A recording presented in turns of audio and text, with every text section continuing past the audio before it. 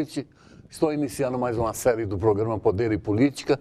Hoje nós vamos falar sobre eleições, lei eleitoral, e para isso eu convidei o diretor do Fórum Eleitoral no município, o juiz de direito, doutor Geraldo Dutra, para que viesse conversar conosco, tirar dúvidas. A quem eu agradeço por ter vindo, doutor Geraldo. Eu agradeço o convite, é um prazer sempre estar aqui e satisfação. Prazer é todo nosso. Vamos conversar. Começando, o senhor é o juiz eleitoral, hoje diretor do Fórum. Isso vale dizer que o senhor vai presidir as eleições que acontecerão em outubro do ano que vem?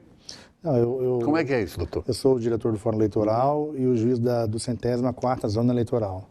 A atribuição dessa zona eleitoral é propaganda, né? Rádio, TV, mídias, Muito bem. internet. E nós temos 4 zonas eleitorais em Foz. A 46, a 205, a 204 e a 147. Sim. Que é onde o senhor está, não é? Uma dessas. 104ª. E o senhor é também, doutor Geraldo, está há 10 anos, é o juiz titular da primeira vara civil da comarca. De Foz do Iguaçu, sim. Completei 10 anos esse ano. Eu me lembro quando o senhor chegou. O cabelo está começando a ficar grisalho. Doutor, o ano que vem nós teremos um novo Código Penal, um novo Código Civil vigiando no Brasil. Esses dias teve aqui na UDC, a UDC tem esse hábito de convidar ministros dos tribunais superiores para vir palestrar. Um hábito bom, porque tem os cursos de direito, e o último que veio foi o ministro Luiz Fux do STF. E ele fez uma palestra justamente sobre esse novo código, chamam de CPC, né? O senhor que cuida de uma vara civil, julga processos cíveis, o senhor já se inteirou? É um bom código? Olha, eu não fui muito favorável ao novo Código de Processo Civil, não. Não? Não. Explique. Eu acredito que o atual código ele já não serve bem. Talvez fosse preferível ter feito pequenas modificações, né, no atual código. Eu vejo assim que a gente tinha um diamante já lapidado, funcional, e agora a gente trocou isso para um diamante bruto. E vamos ficar 20 anos lapidando ele, com novas leis, jurisprudência. É evidente que tem coisas boas no novo código, mas a minha percepção como juiz aqui da primeira instância, por enquanto, não é muito favorável. Não sei se isso vai agilizar o processo, como estão dizendo que iria agilizar, como as pessoas acreditam que acontecerá. Enfim, está aí, foi aprovado. A gente sabe que o ministro Gilmar Mendes solicitou uma vacatio legis maior, de 5 anos, ou mais estendida do que a atual. A vacatio legis é o prazo para ele entrar em vigor, o código, né?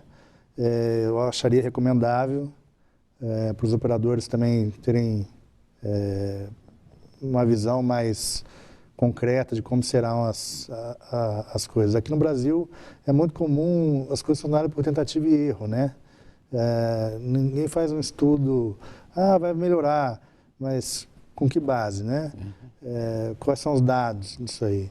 Então, vamos colocar um novo código e vamos ver o que vai dar. Na verdade, é o que vai acontecer o ano que vem. Os juízes vão ter que lidar com esse novo código e ver o que acontece se eles não aumentarem a vacatio legis. Mas, permanecendo as coisas como estão, está aí o novo código, nós vamos trabalhar com ele, fazer o melhor possível para que os processos judiciais tramitem da melhor forma possível e a justiça possa ser aplicada de uma forma efetiva, eficiente, célere. Muito bem. Essa é a nossa expectativa. Muito bem. Doutor Geraldo, lá vamos voltar para o Fórum Eleitoral. O ano que vem teremos eleições. Elas ocorrerão primeiro em que dia exatamente? O mês e o dia? O ano que vem é ano de eleições, né? Municipais. As eleições ocorrem sempre no primeiro domingo de outubro. Sim. Então, varia depende do calendário, eleição, né? depende do calendário. Mas é a primeira semana? Primeiro turno, primeiro domingo de outubro. Segundo turno, se houver, seria o último domingo de outubro. Né?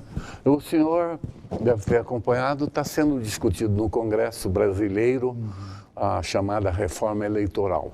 E já apareceu alguns tópicos. Há quem diga que não avançou, que retrocedeu.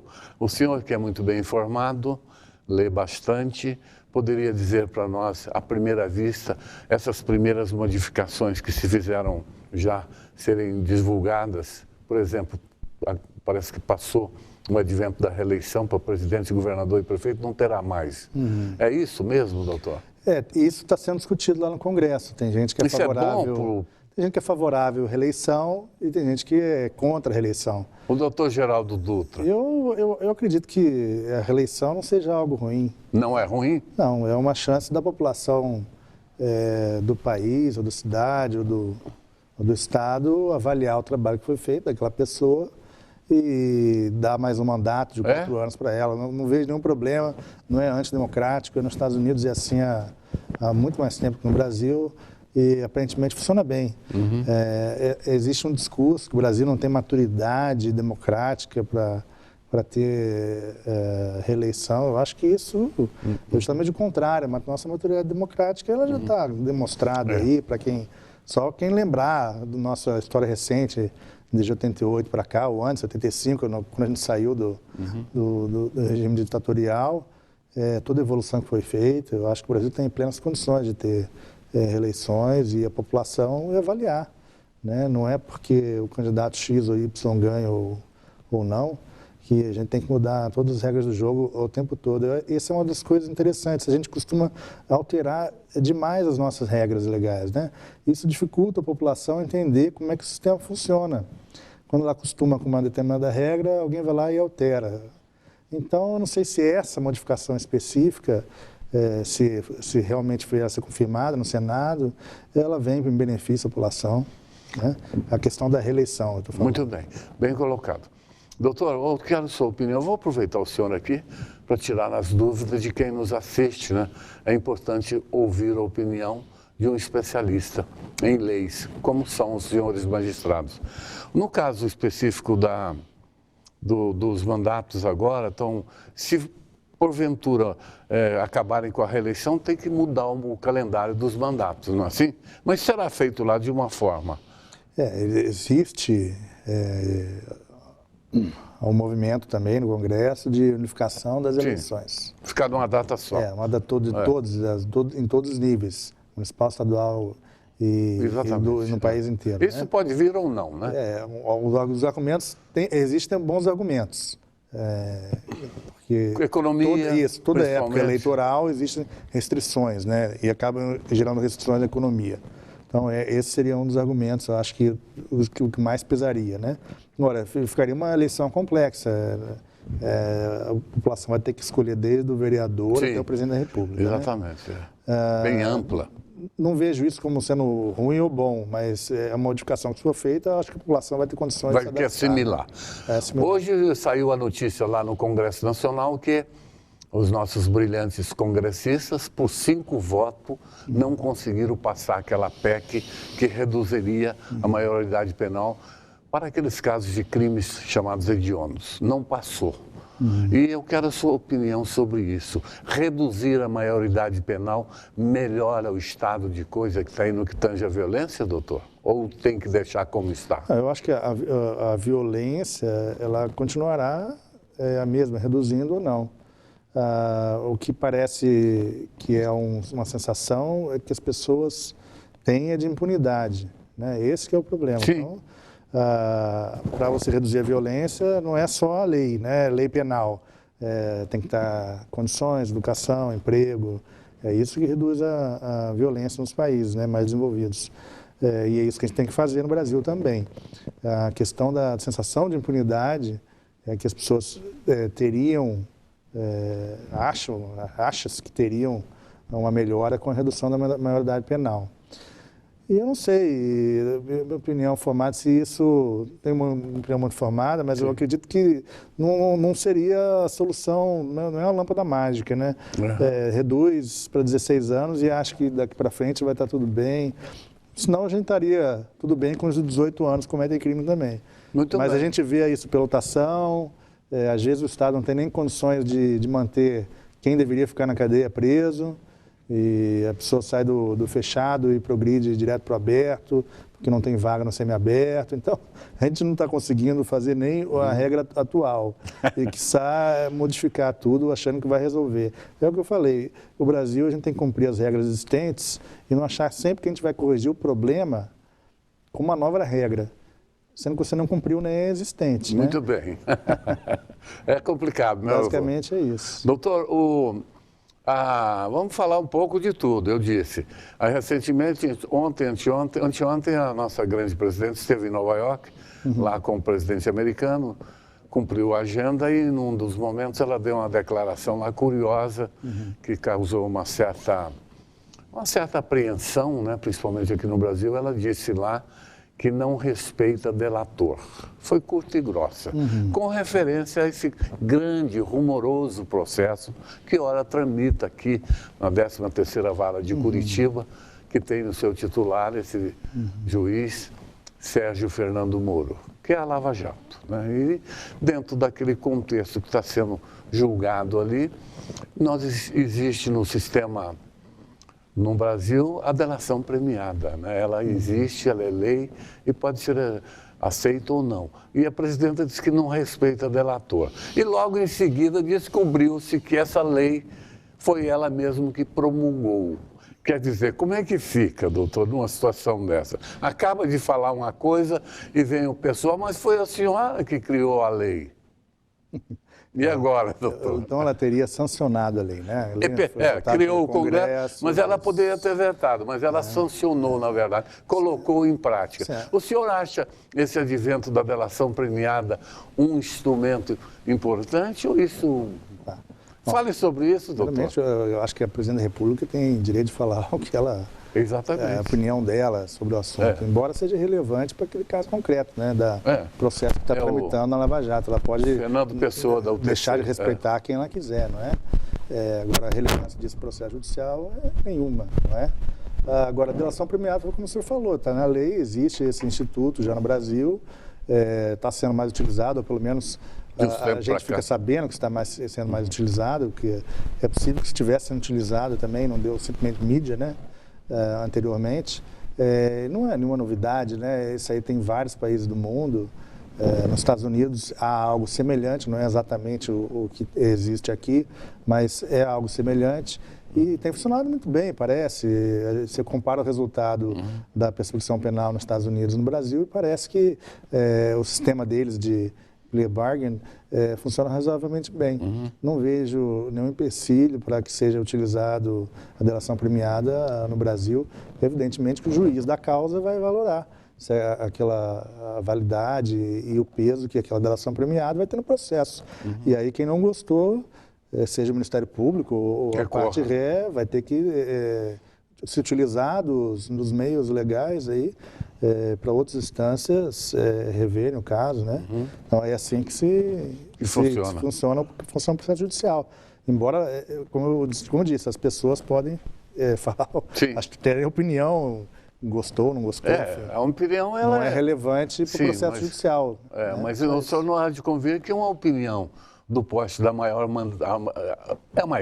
a mais importante mandatária do país, tem um peso danado. Mas, enfim... no plano interno, ela não manda nada no juiz do processo, né? Então, deixar isso claro, porque as pessoas acham que o presidente da República vai ter alguma interferência, ou governador, ou prefeito, interferência no processo judicial. Isso não ocorre, porque o Poder Judiciário é independente né, do Poder Executivo. Essa é o Poder e Política de hoje, conversando com o juiz Dr. Geraldo Dutra. Nós vamos fazer um breve intervalo e voltamos na sequência.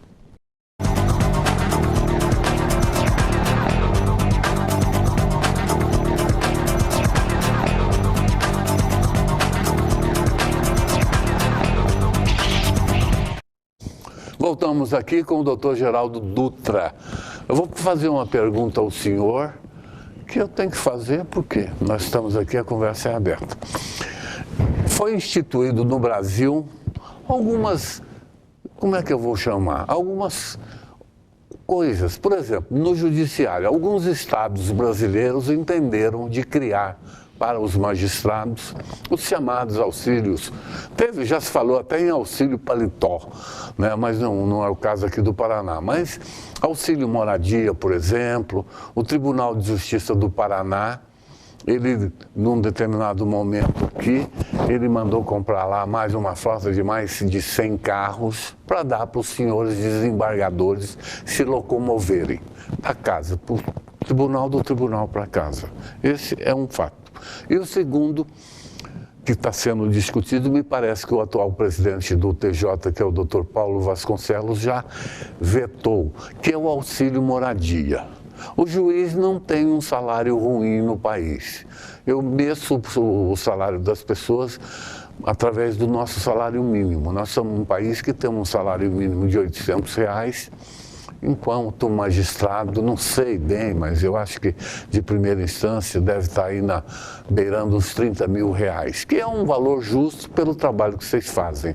O trabalho de juiz não é fácil, eu acompanho. E esse auxílio moradia, o senhor acha isso justo? Com salário não é ruim, um salário atraente, e de ganhar mais R$4 ou R$5 mil para ajudar na moradia? Eu quero ouvir sua opinião sobre isso, doutor Geraldo. Uhum. O senhor acompanhou, né, na discussão? O auxílio moradia é previsto em lei na Orgânica da Magistratura Nacional. Nacional? Desde 1978. Ah, é previsto? Ela foi promulgada, né? O que acontecia é que ele não era pago para os magistrados. E essa foi um pleito de toda a magistratura nacional, e o STF, né, o Supremo Tribunal Federal, entendeu que era o caso de pagar? De todos os juízes receberem no país. Ah, é? Né? Então, deu uma decisão? Sim, tem uma decisão judicial do ministro Luiz Fux, inclusive, o senhor falou dele aqui agora há pouco, sobre processo civil, do ano passado. Ele mandou pagar? Ele mandou pagar para todos os magistrados em atividade no país. Então, a questão aqui que a gente recebe no Paraná, recebemos, como todos os outros juízes do país. Eu não vejo isso como algo errado, previsto em lei. Faz parte das prerrogativas da magistratura. As pessoas que fazem concurso para a magistratura sabem previamente os direitos que elas vão ter, inclusive a questão remuneratória. Então, se essa é uma verba que faz parte da remuneração do magistrado. Uhum. Então, veja, tem muita gente que polemiza esse assunto, mas... É lei, né? É lei, como tem uma lei para cada categoria profissional. Por acaso, o Congresso Nacional, na época, entendeu que era de se pagar para o salário dos senhores procuradores e promotores de justiça acompanha também dos juízes, né, doutor? Sempre que tem uma correção, o Ministério Público vai junto, não é assim? Ou não? Andam mais ou menos ali perto, não é? Em questão salarial.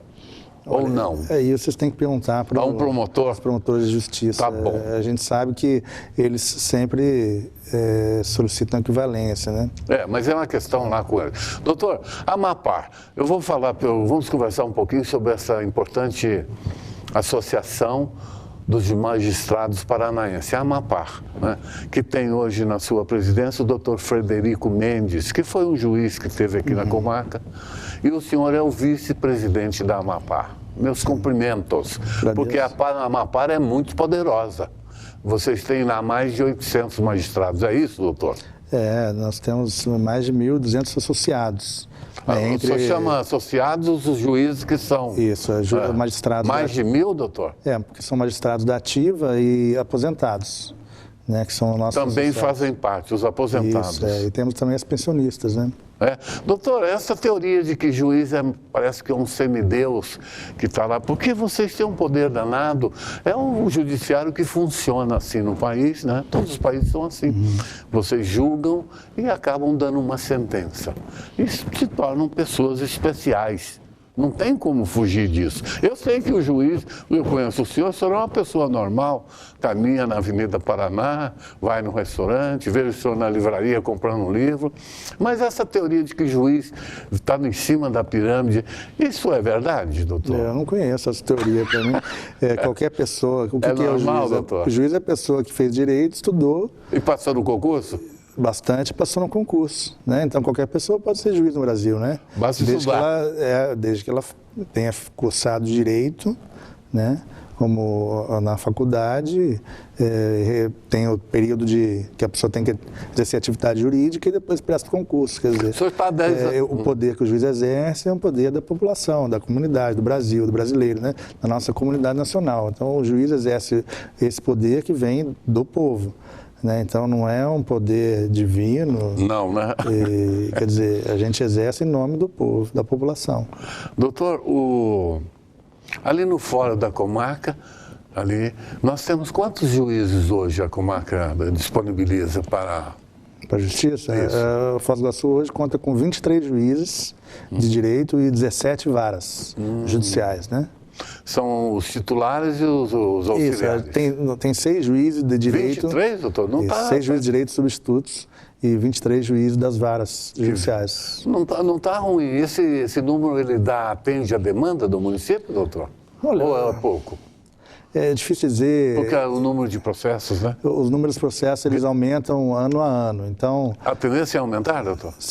Tem se demonstrado que eles aumentam ano a ano, em todas as varas, né? Então, esse número, que pode ser um número razoável hoje, ano que vem pode deixar de ser. Então, tem essa situação. Em algumas competências, já talvez fosse na hora de ter mais uma vara judicial, né? Isso aí é uma questão também de estudo e análise pelo tribunal. Este ano tivemos um julgamento, dentro da sua área civil, que eu vou pedir que o senhor comente agora. Sim. Surgiu uma grande polêmica quando um jornalista escreveu um livro sobre o cantor Roberto Carlos. Sim. Né? O senhor conhece esse caso? E o Roberto Carlos, na época, entendeu de procurar a justiça, um juiz lá do Rio de Janeiro, e o juiz lá, na sua sentença, mandou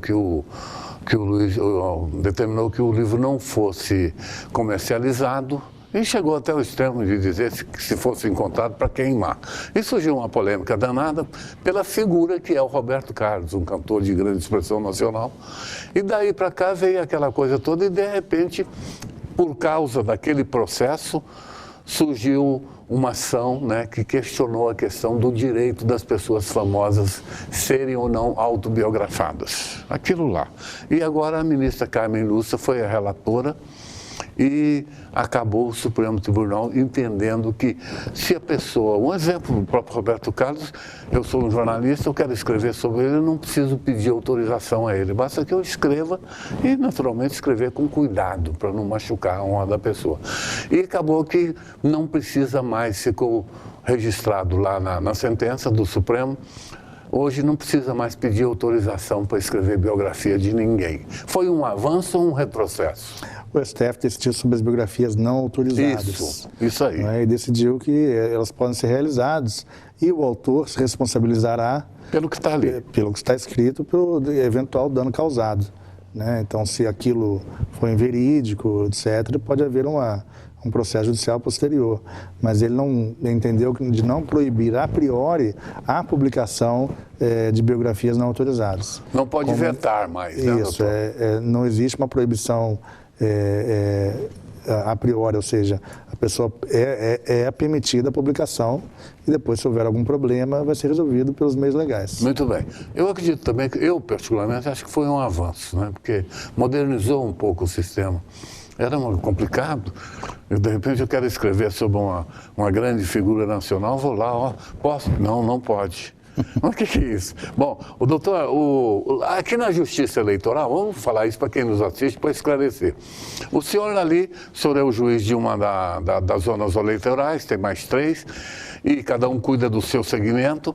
Os juízes ali julgam questões eleitorais e também as chamadas criminais eleitorais, porque existem os crimes eleitorais também. É assim? Justamente. Vamos falar um pouquinho disso, doutor. No dia da eleição, durante o pleito eleitoral, compra de voto. Só no período, doutor? O Código Eleitoral prevê, ele tipifica algumas condutas que são qualificadas como crimes. E esses crimes, quando cometidos, eles são processados e julgados na Justiça Eleitoral. Exatamente. Pode ser civil ou criminal. Chegamos ao final aqui, foi uma conversa muito boa. Quero cumprimentá-lo pelo seu trabalho. Desde que o senhor chegou aqui, a gente acompanha. O senhor é uma espécie de uma liderança ali dentro da comarca. Até porque também, por causa da Amapá, né? O senhor os representa aqui, faz um belo trabalho e deverá fazer nas próximas eleições. Chegamos ao final, os senhores fiquem à vontade para as suas considerações finais, doutor. Eu agradeço a oportunidade de comparecer mais uma vez no seu programa e poder ter esse bate-papo, conversar, esclarecer a comunidade de Foz do Iguaçu sobre assuntos relevantes da justiça. Isso é sempre bom e oportuno. Muito grato ao senhor. E Poder e Política volta na próxima edição, sexta-feira. Eu vou receber aqui o novo secretário de administração do Reni Pereira, porque o Chico Noroeste saiu e foi agora nomeado o senhor Eliseu Liberato, que vai falar comigo aqui sobre como funciona a administração na prefeitura. Eu agradeço, muito obrigado a todos, tenham uma boa noite.